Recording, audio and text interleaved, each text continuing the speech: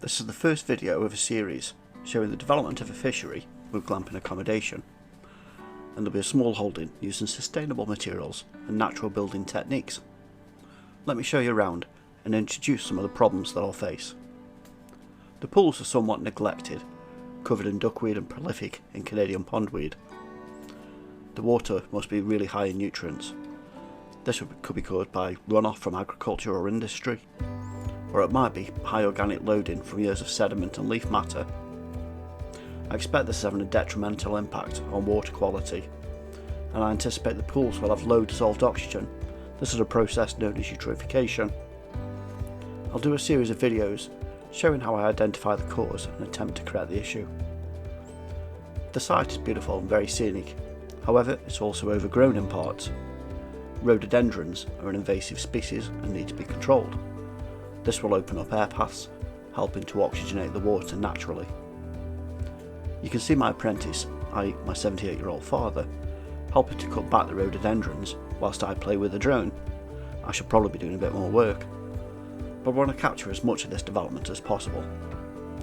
You can see just how dense the growth is, and there are several clusters like this around the pool that need to be removed.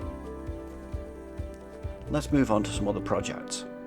At some point I'll be building a caravan using straw bales, and eventually a timber frame facility building which will house some fish rearing tanks tied to an aquaponics system. There are many benefits to this type of fish rearing, and I'll be doing more videos in the future, so subscribe and click the notify icon to see all future video releases.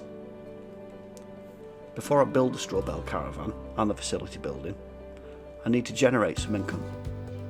I'll be building some hobbit-like houses set into the hillside, using a mixture of earth bag, timber frame and cordwood construction. The intention is to rent these out on Airbnb for short vacations.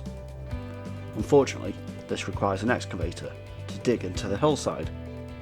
Although I'd prefer to avoid the carbon footprint of using this type of equipment, I just won't be able to do this otherwise. So I will find other ways to offset this carbon to make the project as ecological as possible.